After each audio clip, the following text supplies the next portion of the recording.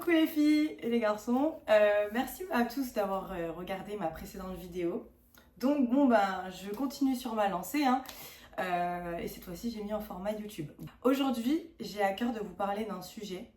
C'est un sujet tout bête, mais en fait j'ai remarqué en regardant mes DM sur Instagram que c'est quelque chose que beaucoup de personnes ne sont pas vraiment au courant. Qu'est-ce que c'est accepter Jésus-Christ réellement? Moi je vais vous raconter mon expérience. Comme je précise dans la précédente vidéo, je ne suis pas une autorité spirituelle.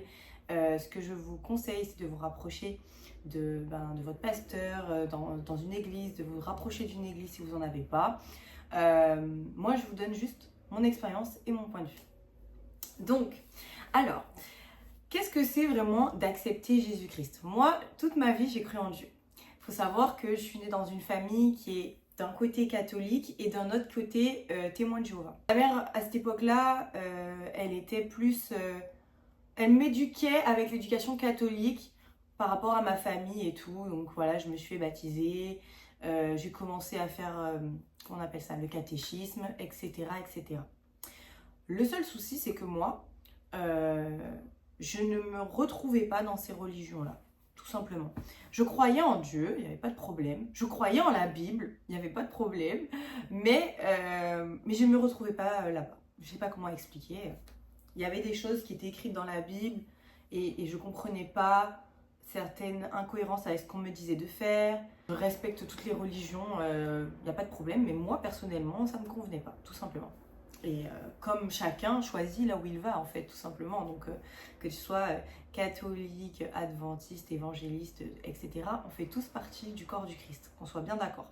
On fait tous partie du corps du Christ et moi je crois sincèrement que dans chaque catégorie de chrétiens, il y a des gens qui iront au paradis, il y a des gens qui iront en enfer parce que il y en a qui pratiquent bien leur foi, il y en a qui pratiquent mal leur foi, il y en a qui ont un bon cœur, il y en a qui ont un mauvais cœur, quelle que soit la dénomination où ils appartiennent. Qu'on soit bien d'accord avec ça. Enfin, moi, en tout cas, c'est ma croyance. Je sais qu'il y en a qui pensent que certaines dénominations n'iront pas au paradis, etc. Moi, je pense que seul Dieu sait et qu'il faut arrêter de mettre tout le monde dans un sac comme on a envie de mettre. Enfin, bref. Tout ça pour dire que de toute façon, dans la Bible, il n'y a pas écrit les catholiques, les nanani, nanana. Il y a les chrétiens. Voilà, tout simplement. Tu vas là où tu te sens le mieux. Et moi, j'ai trouvé ma vérité dans les églises évangélistes. Mais avant ça, il y a eu un long cheminement. Ça veut dire que, bon, moi j'ai eu cette éducation au début, mais tu sais, c'est... Tu sais, quand on te donne une éducation catholique, on te baptise et après on a fini avec ça. Enfin, genre, on va pas te dire ne fais pas ci, ne fais pas ça, nanana. J'ai fait ma life, tout simplement. Donc j'ai fait ma life. Et je croyais en Dieu. Donc voilà. Mais je n'avais pas conscience de qui était réellement Jésus-Christ. Je n'avais pas conscience de ce que c'était de l'accepter. Je n'avais pas conscience du baptême du Saint-Esprit, des dons. Tout ça, pour moi, c'était réservé à une élite pour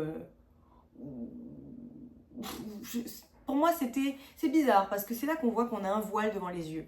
Quand tu acceptes Jésus, que tu arrives à avancer dans ta foi, tu te dis, mais comment on a pu être aussi voilé? Parce qu'en fait, je croyais en la Bible, mais en même temps, ce qu'il y avait dedans, je me disais qu'il y a des choses, c'est peut-être obsolète, c'est peut-être plus valable, c'est des trucs de l'ancien temps. Mais je croyais quand même en la Bible. Enfin bref, ça n'avait aucun sens. Donc ce qui s'est passé, c'est que j'ai fait ma life, tout simplement. Ça veut dire que je ne me suis pas préservée jusqu'au mariage. J'ai bu de l'alcool, j'ai fait quoi d'autre? Bon, j'avoue, j'ai déjà fumé sur 2-3 petits trucs, mais pas la cigarette, parce que la cigarette, bon c'est con, mais mon père est décédé d'un cancer des poumons à cause de la cigarette, alors moi je me suis dit, la cigarette je fumerai jamais. Mais j'avais des potes qui fumaient des petits trucs et je voulais voir ce que ça fait, c'était la curiosité, mais par contre c'était juste par curiosité et je suis jamais tombée dans ça. Mais bon bref, je fais toutes mes petites conneries, rien d'impressionnant, mais des choses qu'il fallait pas faire. J'ai côtoyé les boîtes de nuit, etc.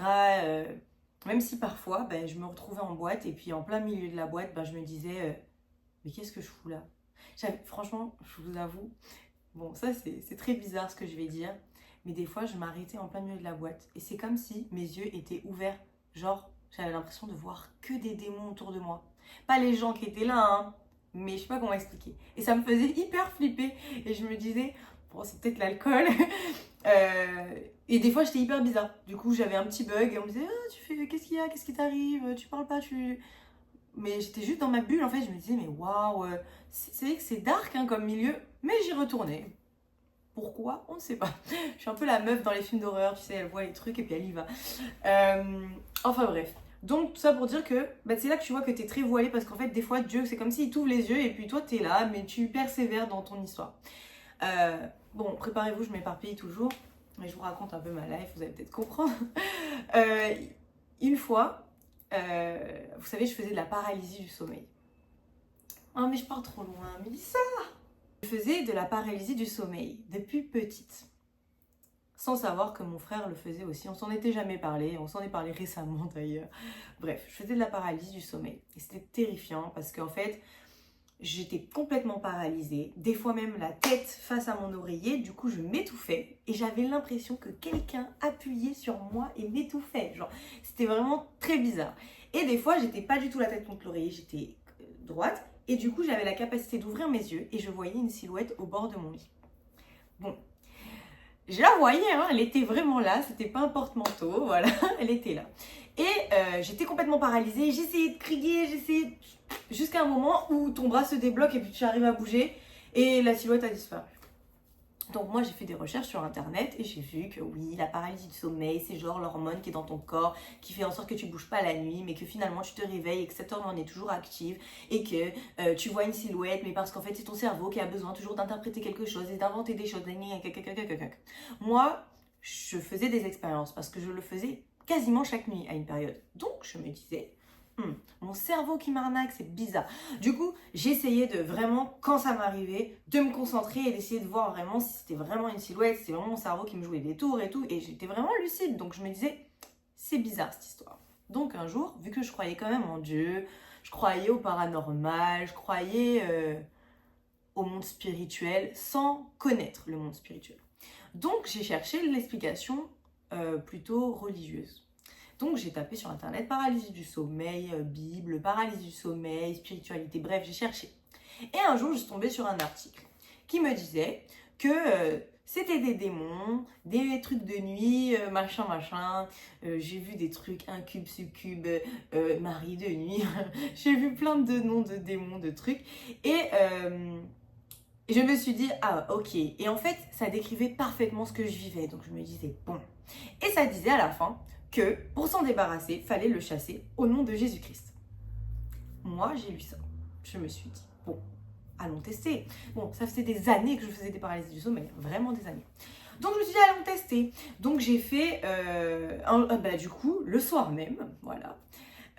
Je suis dans la nuit, tout ça, bim, paralysie du sommeil, j'ouvre les yeux. Sauf que cette fois-ci, je suis sur le côté. Ça veut dire que je suis sur le côté et je vois en face de moi. Et là, c'est comme si le démon savait que j'avais lu ça dans la journée et qu'il a voulu m'intimider. C'est comme s'il a vu, oh purée, elle a vu qu'il fallait me chasser au nom de Jésus-Christ, elle a compris le truc, donc je vais lui faire peur. Et en fait, là, j'avais la tête du démon en face de moi. Il avait des yeux jaunes et des balafres. En fait, c'est bizarre parce qu'en fait, c'était comme une ombre plus noire que le noir. En fait, il faisait noir dans la chambre, mais je le voyais quand même plus noir que le noir.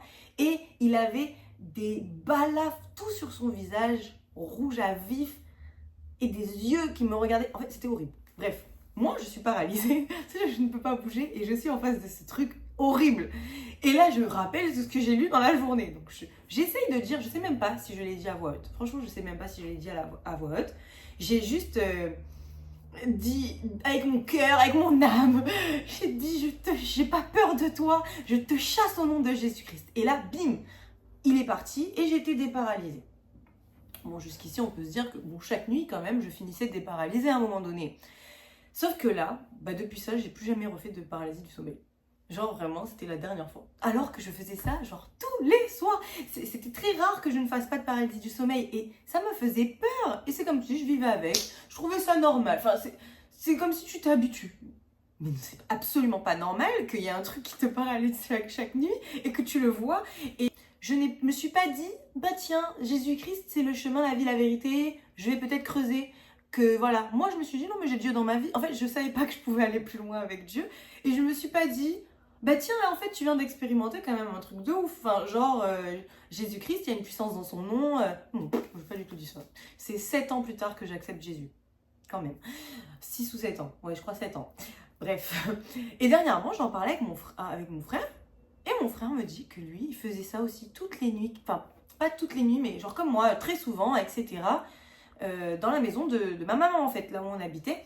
Et que lui, il voyait pas la silhouette, mais que vu qu'il dormait la porte ouverte de sa chambre, il sentait une présence dans le noir de sa chambre. Et que même une fois, il s'est dit, je sais que c'est là. Et il était paralysé comme moi. Et à un moment, il a dit, mais viens et tout, genre, c'est bon. Parce que mon frère, il est un peu... Bon, je suis un peu pareil, mais il a pas peur. Du coup, il a dit au truc, viens, genre, vas-y, alors qu'il est paralysé, le gars. Hein, bref. Mais quand il m'a dit ça, je me suis dit, mais c'est un truc de ouf. Ça veut dire qu'on est dans la même maison, on vit tous les deux la même chose, et jamais on s'en est parlé. Jamais je suis allée dire ça à ma mère. Jamais. C'est fou, enfin, de vivre des trucs spirituels dans la même maison. C'est-à-dire qu'on est clairement dans une attaque, mais personne n'en parle. Voilà. Bref. J'ai fait mon petit chemin de vie, voilà, j'ai toujours su que Dieu était avec moi. Souvent, je voyais la main de Dieu dans ma vie, etc. Dans mon péché, je nage dans le péché, je suis là, Dieu est avec moi. Je suis en soirée, des fois, je suis bourrée et je parle de Dieu. Et je ne sais pas ce que je disais, hein, parce que vu le manque de connaissances que j'avais à l'époque et que là, je sais que je manque encore de connaissances, je ne sais pas ce que je pouvais dire aux gens, mais en tout cas, j'arrivais à parler de Dieu pendant 2 heures. Dès que tu m'avais lancé, c'est foutu. Je disais, comment tu fais pour pas croire qu'il y a un Dieu? Regarde le monde autour de toi. Tu trouves un iPhone dans la rue, comme ça, là, dans la nature. Tu vas te dire que c'est quelqu'un qui l'a fabriqué. Alors comment toi t'as vu ton corps, comment tu peux te dire que t'es dû au Big Bang? Bref, j'avais des conversations un peu what the fuck. Bref. Mais par exemple, pour soirée, s'il y avait des chansons qui parlaient de Dieu, genre qui insultaient Dieu ou des trucs comme ça, moi, j'étais offensée. Genre, pour vous dire, je croyais en Dieu. Voilà. Mais j'étais à l'ouest. Bref. Donc moi, j'étais persuadée d'être une enfant de Dieu, même si j'étais en plein dans mon péché. Et à un moment donné, je sais pas comment expliquer ça, mais je me suis sentie harcelée par Dieu. Ça veut dire que moi, j'ai toujours eu un intérêt pour ces choses-là. Il faut savoir que j'ai toujours eu cet intérêt-là, mais je me suis complètement perdue. Ça veut dire que je me suis intéressée à l'énergie, l'univers, tout ce qui pouvait essayer de me rapprocher d'une divinité, de Dieu. En fait, je cherchais la vérité, tout simplement. Mais à un moment, c'est comme si Jésus m'a harcelée. À chaque fois, un truc, Jésus. Nanana, Jésus. Pour vous dire, il y avait des musiques que je kiffais écouter chez moi quand je faisais le ménage. Et je me suis rendu compte, quand j'ai accepté Christ et que j'ai connu ce que c'était, les musiques de worship, j'ai appris qu'en fait, c'était ça que j'écoutais. Pour dire que Dieu me cherchait depuis un moment. J'écoutais une chanson, je sais pas si vous connaissez la chorale, Well in the water, well in the water. J'écoutais ça tout le temps. Mais c'est des louanges. Faut savoir qu'avant ça, pour faire court, je m'étais rapprochée de Dieu à un moment où vraiment je suis pas allée au carnaval. Alors à cette époque, j'étais un peu... En fait, je pratiquais un peu les trucs adventistes parce que je mangeais pas de fruits de mer, je faisais le sabbat, je faisais tous ces trucs-là et j'ai respecté. Mais en fait, c'est que du jour au lendemain, j'étais hyper radicale. Et parce qu'en fait, je voulais trouver la vérité. Je voulais savoir, je me suis dit, ok, je vais essayer, on va voir si ça fonctionne. Parce que j'étais hyper radicale et en fait, je suis passée de ma vie de ouf à ça. Et en fait, j'ai pas supporté. J'étais dans l'abstinence, tout ça et tout. Et à un moment, j'ai craqué, je suis retombée dans le monde. Voilà. Et aussi parce qu'il y avait des choses, ça me paraissait pas logique de le faire. Je comprenais pas et j'avais pas d'église, j'étais seule. Voilà quoi. Et j'avais pas accepté Jésus. Parce que ça, c'est une notion très importante à comprendre. Et en fait, la vie a fait son cours et Dieu a commencé à me harceler. Il a commencé à me harceler en mode vraiment, je le voyais de partout. Les gens me parlaient de Jésus en fait. J'avais envie de me baptiser. J'avais envie de me baptiser. Et je me disais, mais je veux pas aller à l'église. Moi, j'ai une très mauvaise image de l'église. Je détestais les églises. Pour moi, les églises, c'est les hypocrites.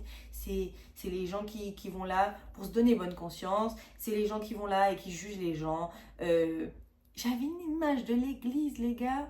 C'est chaud. Du coup, je me suis dit, je veux me baptiser. Mais comment je fais pour me baptiser? Parce qu'il faut que j'aille dans une église. Moi, je cherchais sur internet comment me baptiser seule. Je dis, je vais à la mer, je dis à Dieu, baptise-moi, je me plonge dans l'eau, je me baptise. Sauf que, bon, j'ai compris, Dieu m'a fait comprendre que non, ça ne fonctionne pas comme ça. À force de faire mes recherches, il faut savoir que je tombais sur des vidéos et c'est comme si même si j'avais pas encore accepté Jésus, c'est comme si le Saint-Esprit me disait à chaque fois, en gros, cette vidéo-là, c'est bizarre. Parce que quand tu es perdu sur YouTube, franchement, tu peux tomber sur tout et son contraire et tu sais pas trop quoi regarder. Je vous conseille la chaîne de MCI TV, c'est une très bonne chaîne, j'aime beaucoup. Et j'ai beaucoup regardé leur chaîne d'ailleurs.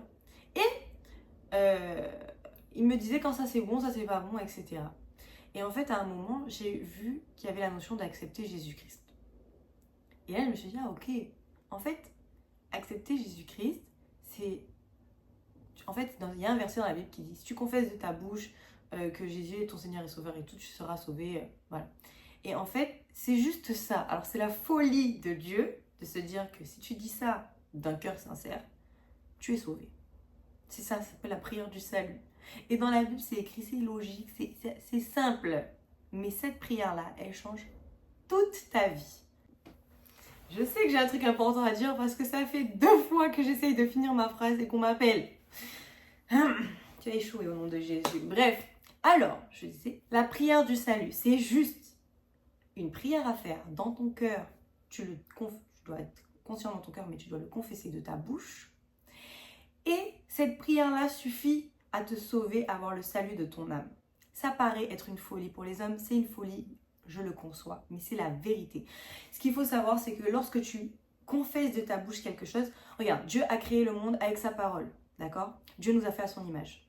La parole a le pouvoir de bénir et de maudire. Donc avec ta parole, tu fais beaucoup de choses. Quand tu déclares des choses dans l'atmosphère, ça a un impact dans le monde spirituel. Quand tu fais que dire des trucs négatifs, ça a un impact dans le monde spirituel. Tu te maudis. Quand tu dis des choses positives, tu te bénis. Il y a beaucoup de choses, de gens qui ont compris ça, même s'ils ne sont pas à l'évangile, parce qu'il y a des principes spirituels qui concernent tout le monde sur la terre en fait. Ça veut dire que même si tu es chrétien, pas chrétien, ben, ce principe spirituel, il est valable pour tout le monde. Ça veut dire que si tu donnes des paroles de bénédiction tout le temps, ben tu bénis ton atmosphère. Si tu donnes des paroles de malédiction, tu maudis ton atmosphère. Et c'est pour ça qu'il y a des gens qui pratiquent la pensée positive, parole positive, nanani nanana, parce qu'ils n'ont rien inventé. Tout ça, c'est dans la Bible.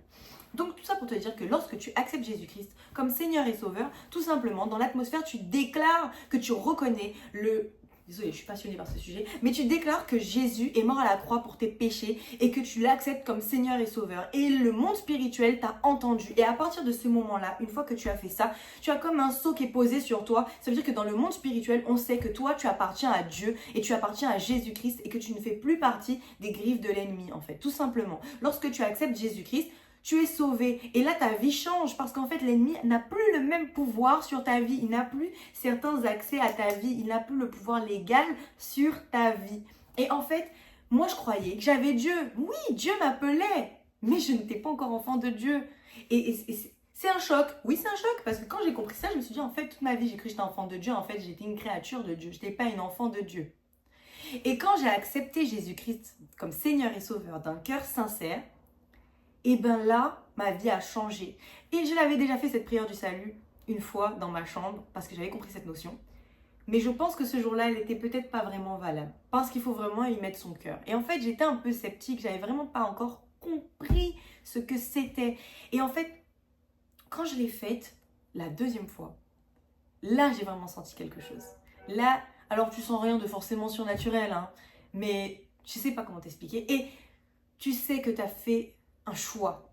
Et en fait, Dieu n'attend pas que tu sois parfait pour venir à lui. Il n'attend pas que tu ne sois plus dans le péché. Ce qu'il faut savoir, c'est qu'il y a beaucoup de personnes qui disent « Oui, mais je ne peux pas accepter Jésus parce qu'en fait, je suis encore dans le péché plus tard, quand... nanana. » Non, en fait, c'est pas comme ça que ça se passe. Tu sais pourquoi c'est pas comme ça que ça se passe? Parce qu'en fait, tu n'arriveras jamais à être parfait tout seul.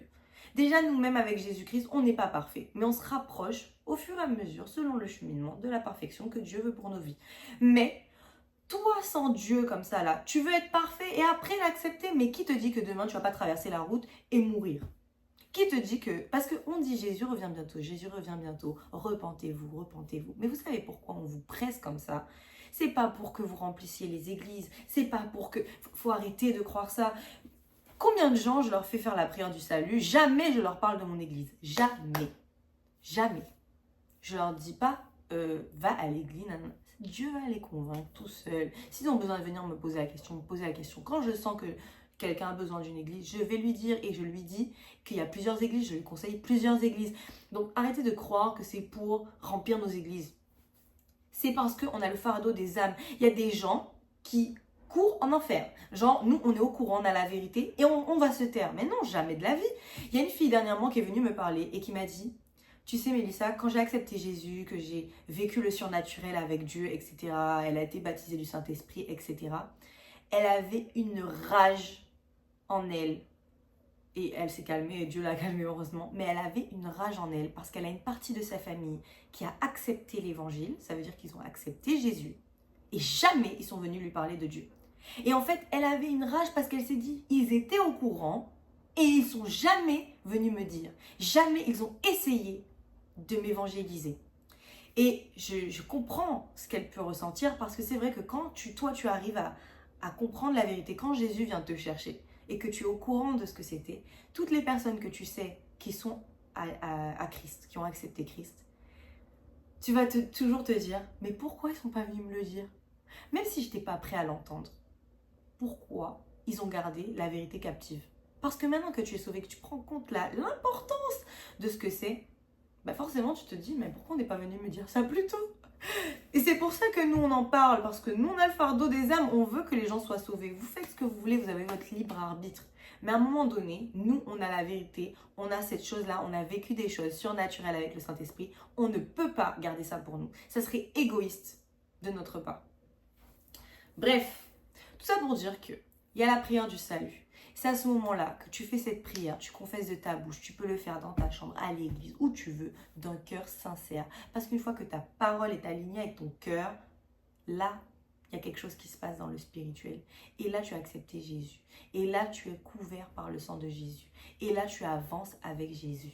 Et en fait, moi, toute ma vie, j'ai cru que j'avais Dieu dans ma vie. Et en fait, j'avais pas vraiment Dieu dans ma vie. Dieu était là, c'est vrai, mais Dieu n'était pas, il n'habitait pas en moi. Il n'était pas vraiment avec moi. Et l'ennemi avait un pouvoir inconsidérable sur ma vie. Une fois que j'ai compris ça, mais tellement de choses ont changé dans ma vie. Toutes les choses avec lesquelles je luttais se sont renversées. En fait, c'était ça le point de départ, tout simplement. Après avoir accepté Jésus d'un cœur sincère, donc là, Jésus va commencer à faire son petit travail dans ta vie. Et là, tu vas voir la main de Dieu. Surtout quand tu viens d'arriver à Christ, tu es comme un bébé spirituel, donc Dieu te tient dans sa main comme ça. Tu tombes, il faut te tomber, te relève. Oh, t'es tombé, te relève. Oh, un petit câlin. Après, quand tu grandis spirituellement, c'est un peu différent dans le sens où bah, tu as connaissance de plein de choses. Donc en fait, avance là. Maintenant, avance, t'es plus un bébé.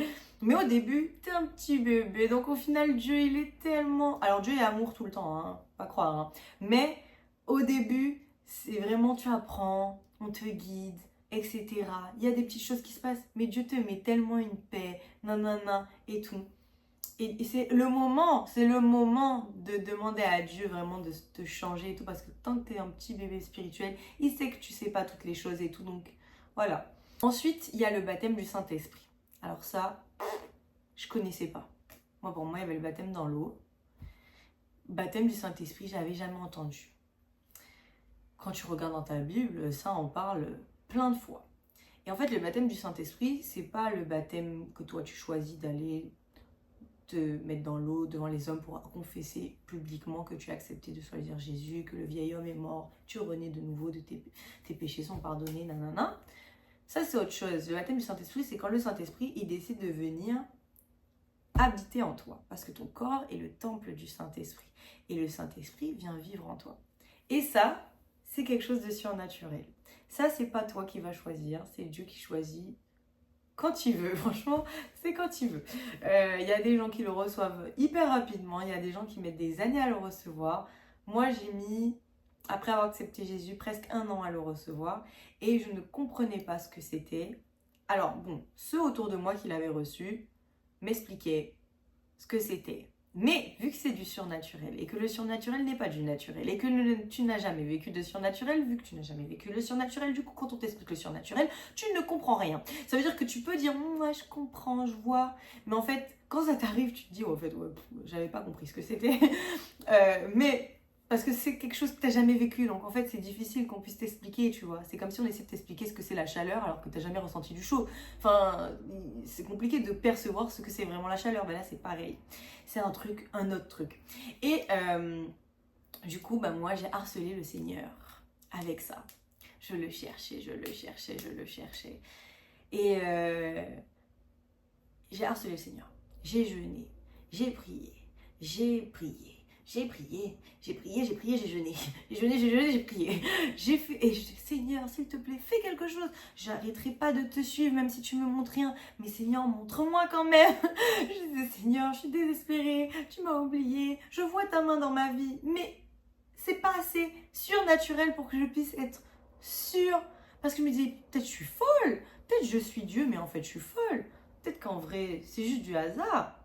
Parce qu'il y avait des choses. Je priais, ok, ça se passait. Mais quand je raconte ça à un païen, il peut très bien me dire oui, c'est le hasard. Bon, on est d'accord que le hasard, une fois, deux fois, trois fois, quatre fois, bon, c'est plus du hasard. Mais quand je raconte ça à quelqu'un, il peut très bien se dire c'est du hasard. Moi, je voulais vivre un truc où je suis tellement convaincue que là, c'est un truc de ouf, que tu peux venir me dire c'est le hasard. Tu peux venir me dire Dieu n'existe pas. Tu peux me prouver par A plus B la théorie que Dieu n'existe pas. Tu peux venir me montrer tout ce que tu veux, ce que j'ai vécu. Jamais je pourrais le remettre en question. Je voulais vivre un truc comme ça. Tu vois, un truc... J'ai craché. Je voulais vivre un truc comme ça. Un truc que je me dis, ça là, une fois que ça m'arrive, les gars, venez pas me dire que ça n'existe pas. Venez pas me dire que le surnaturel n'existe pas. Venez pas me dire qu'à l'église, ils sont tous fous. Venez pas me dire qu'à l'église, quand ils disent qu'ils ont vécu des trucs, c'est des menteurs. Parce que moi, je doutais. Quand à l'église, des gens me disaient des trucs, je voyais des trucs. Je me disais, mais qui me dit qu'ils font pas tous la comédie? Pardon Seigneur, hein, mais c'est vrai et je pense que je suis pas la seule. Qui me dit qu'ils font pas tous la comédie? Qui me dit qu'il y a eu vraiment des choses?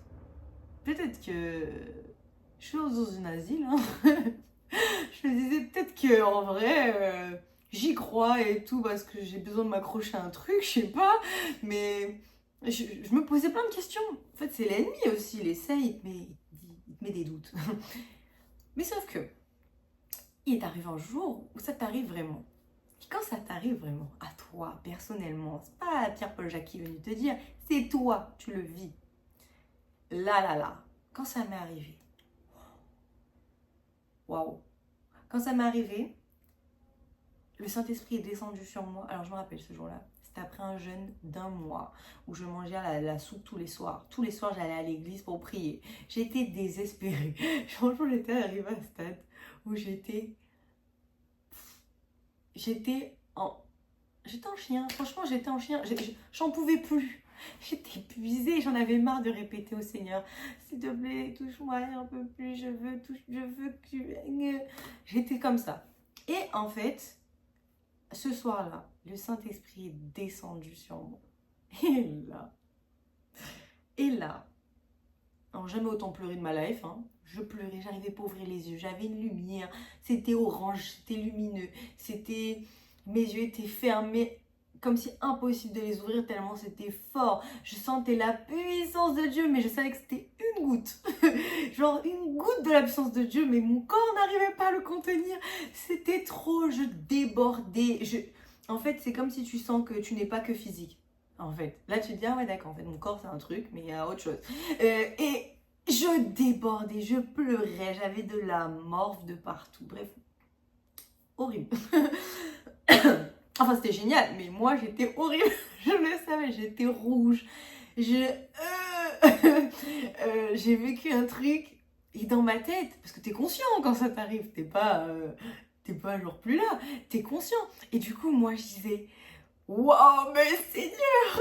Moi, je pleurais, je disais, comment j'ai pu douter? Je dis, oh, t'es là. Même là, je vous le raconte, ça me donne envie de pleurer. Je disais, Seigneur, t'es là, tout ça, waouh! En fait, j'arrivais même pas à exprimer ce que je ressentais. Je me disais, mais waouh, tout ceci est vrai. Mais comment j'ai pu douter? Tout ceci est vrai. Mais faut que j'aille le dire à tout le monde. Ah non, franchement, c'était... En plus, ça a duré un petit moment quand même. Et j'étais en mode, waouh! Et puis après, pendant plusieurs jours, chez moi, je débordais. Comme si j'arrivais pas à contenir autant de puissance. C'était... Des fois, tu vois, ce jour-là, j'ai reçu le don du parler en langue d'ailleurs. Ça, alors, ce truc le plus what the fuck qui puisse exister d'ailleurs, parce que tu te dis, mais quand tu vois quelqu'un qui te dit je parle en langue, tu te dis, hein. Ça aussi, j'avais jamais entendu parler de ma vie. Enfin, pour moi, tout ça, j'avais jamais entendu parler de ma vie. Enfin, je me dis comment j'ai pu vivre jusqu'à mes 25, je suis 25, 26 que j'ai accepté Jésus. Comment j'ai pu vivre jusqu'à tout ça d'années et j'ai jamais entendu parler de ça. Alors qu'il y a un tas de personnes qui parlent en langue. Il y en a plein. Mais t'en as jamais entendu parler. Quand on vit avec des œillères, voilà ce que ça donne. Donc je reçu pas en langue, tout ça. Je rentre chez moi, grosse coupure de courant. Je me dis, ah bah voilà, génial, je suis là, je sais que je parle en langue depuis quelques minutes. J'arrive chez moi, je me dis, vas-y, si j'essaye de parler en langue, est-ce que j'arrive à parler en langue? Je commence à parler, je parle en langue, parce qu'en fait, tu peux parler en langue comme tu veux. Et au final, je parle en langue, mais c'est tellement fort. En fait, quand je venais le recevoir, c'était tellement fort que j'arrivais pas à tenir. J'étais obligée de me tenir sur mon lit comme ça.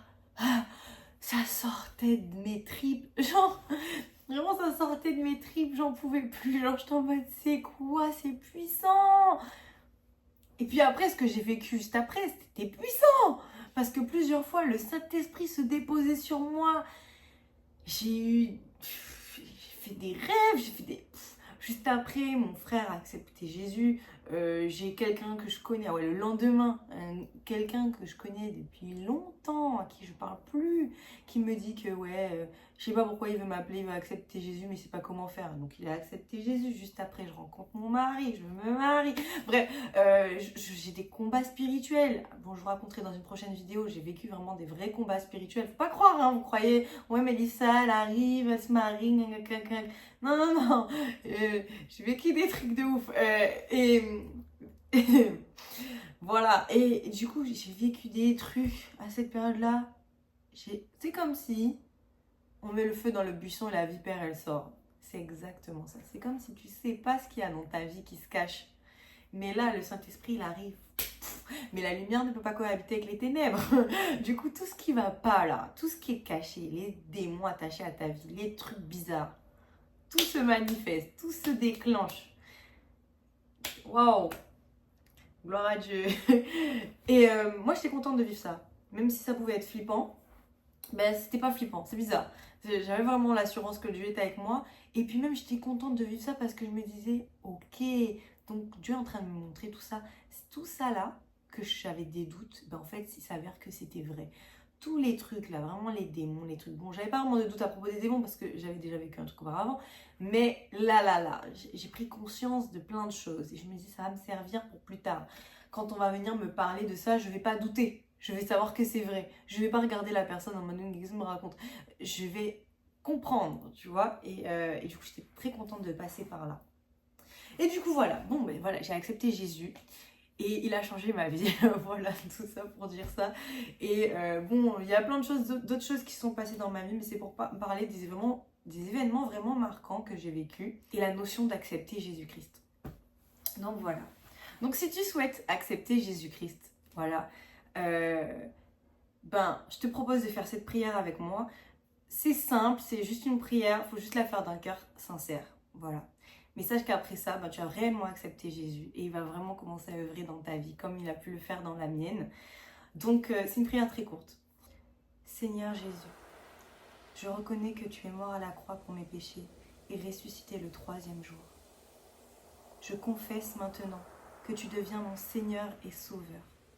Viens dans ma vie, viens changer ma vie.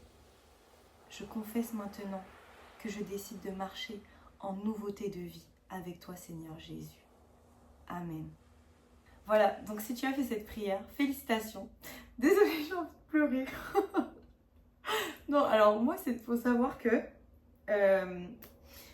le salut des âmes, c'est vraiment très important pour moi. Quand il y a quelqu'un qui accepte Jésus, en général, je pleure. Et là, j'ai envie de pleurer parce que je me dis que je ne sais pas combien de personnes vont accepter Jésus grâce à cette vidéo. Si elle ne serait-ce qu'une seule personne à qui ça pourrait changer sa vie, ça serait vraiment incroyable. Donc franchement, Toi qui viens d'accepter Jésus, bah, je t'encourage à continuer à persévérer dans ta foi et à toujours mettre Dieu en premier. Et, désolée, je suis un peu émue. Et toi qui avais déjà accepté Jésus, fais-lui confiance, continue, même si tu es qu'au début de ta marche, même si ça fait plusieurs années que tu as accepté Jésus. Franchement, persévère parce que Dieu, c'est la meilleure chose qui... Jésus, c'est le pain de vie. Sans lui, en fait, on ne se rend pas compte à quel point il nous manque une pièce au puzzle, en fait.